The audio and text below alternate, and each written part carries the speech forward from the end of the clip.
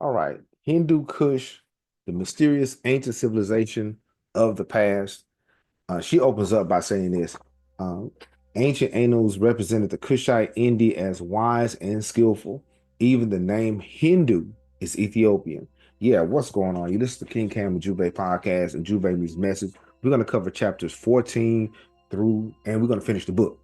All right, yeah, this is the end of the semester. This is the end of the book, The Wonderful Ethiopians of the Ancient Kushite Empire. But we still got a lot to say, still got a lot to talk about. All right, let's go. Now, Sister Houston explores the ancient cultural religions and historical connection between the Kushite Empire and ancient India. And now she investigates. She goes into the past, the enigmatic past, and its ties to the broader Kushite civilization. So, and she emphasized the African contributions to earlier Indian society. All right, India, India's grandmother, India's mother is Africa. All right, India's mother is Africa. Now, the Kushite influence of or on ancient India, Houston argues, right, that ancient India was heavily influenced by Kushite civilization, which she describes as foundational to the world's earliest advanced cultures. Now, she points, I'm sorry, I'm gonna spell it. She points that the early inhabitants of India, particularly the Dravidians, were descendants of the Kushites. Now, we're going to get into that. We're going to talk further into that, but there are some individuals who like to use the word Aryan or Dravidian, not really understanding where the original word or the original group came from. We're going to talk about that, and we're going to get into a little bit later. We're going to get into um, the deities of India that were of African that had African features. All right, get ready. Let's go. Now, the Dravidian civilization and its African roots. As you can see, as you can see, the these people, the Dravidian people of the western and southern part of India were and are black. Dravidian people and its African roots. And so she identifies Dravidians as a sophisticated pre-Aryan people who built India's first urban centers such as Harappa, the Mohenjo-Daro, and the Indus Valley Civilization. But now, when we are in education, in the education field, we, especially in world history, what they would do, they would have the Indus River Valley, the Nile River Valley, and the Yellow River Valley, and they would put them together. Now, psychologically, for a student, psychologically, if those river valleys are introduced to a student the first time, you would assume psychologically that these river valleys started at the same time. That's not so. Okay. But so the Indus River Valley came from the African people.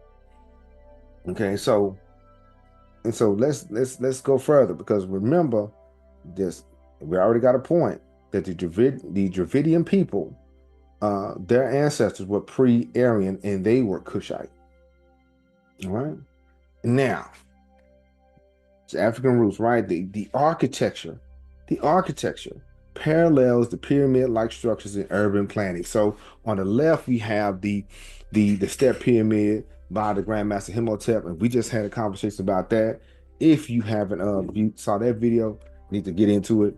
I'll put it in the description somewhere. And we have a Dravidian temple in India. I cannot pronounce the name, and I'm not going to embarrass myself. Let me try it though. I'm gonna try it anyway. Let me see if I can check it. It is pronounced Brihad Ishwarar Temple, and that is located in India. That is in India. And so that is the temple. And it looks very similar to the step pyramid in Dozier. Yeah, Dozier is more ancient, this is modern, but the structures there, the bones are there, right? Very similar, just like the Aztec and the Mayan pyramids in the Western world. Okay, they were more modern, they were new, they weren't older than the pyramids of Kemet or Sudan. All right. But yeah, so the architecture was African, the religious practices, which we're going to get into. There are some religious figures that had African features. All right. And they revere them. All right. So Houston draws connection between the Indian deities and the African spiritual traditions and customs, and it's very fluid. But of course, over time, it does evolve, right? And so we have the architecture that's similar, and of course, agriculture and trade. And we did talk about the people on the Swahili coast, how they traded into India, and how Yemen was a port from Ethiopia. And so, yeah, in India was that place. Okay, now Hindu Kush religion and philosophy. Here we go. You see the sisters already praying. All right, here we go. Now, Houston, she emphasized the spiritual and philosophical legacy of the Kushite-Dravidian connection.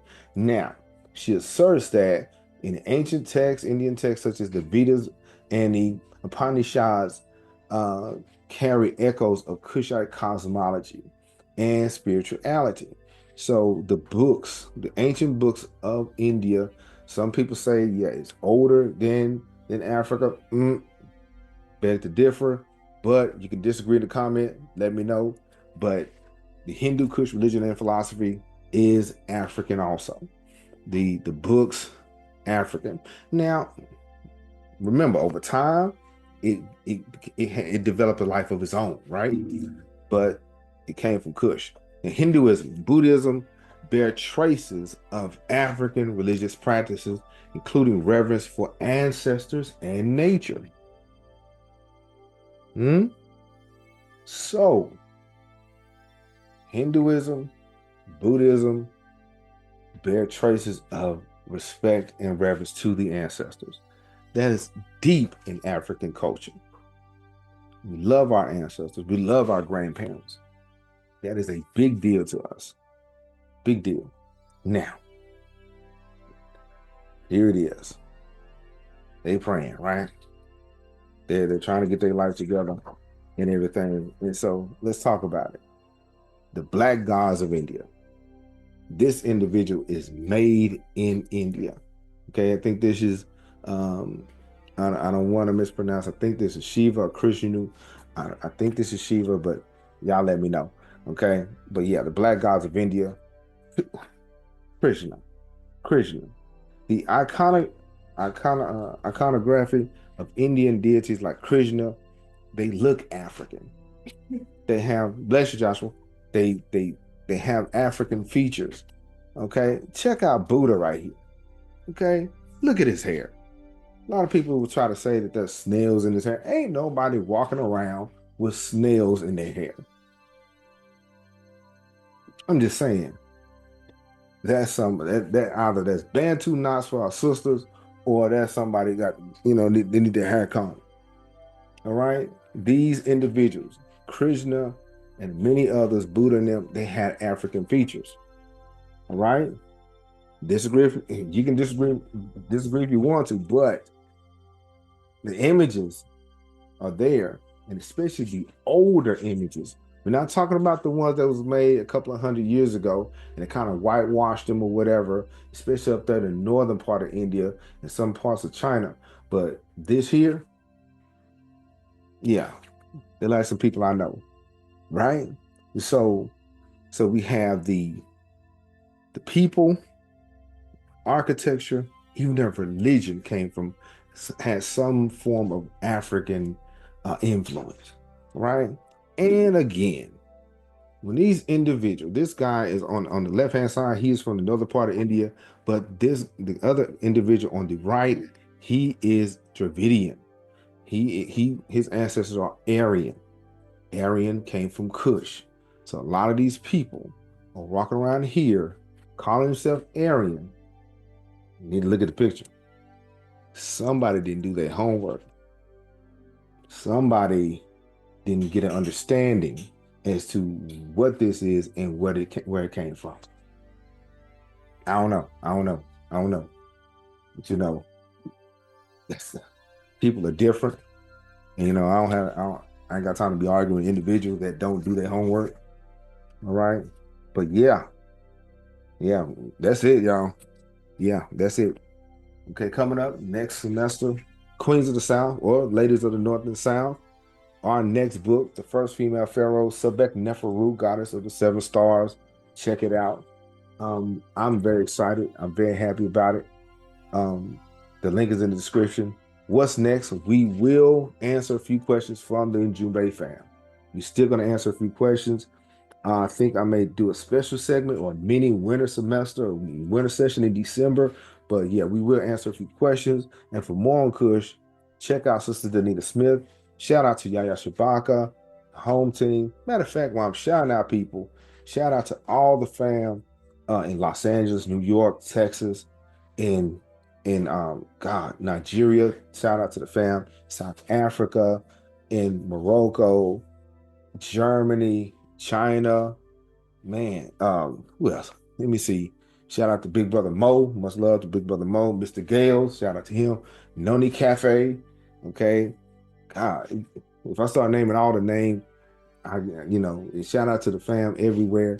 I'm really humbled and excited about what we're doing, what we're trying to do. Shout out to the fam in Ethiopia. They're still struggling. They're still going through it. Much love to them, but I'm very appreciative to what's going on and what we're doing here. Um, uh, and shout out to none of your biz. So I'm very grateful for all the fam.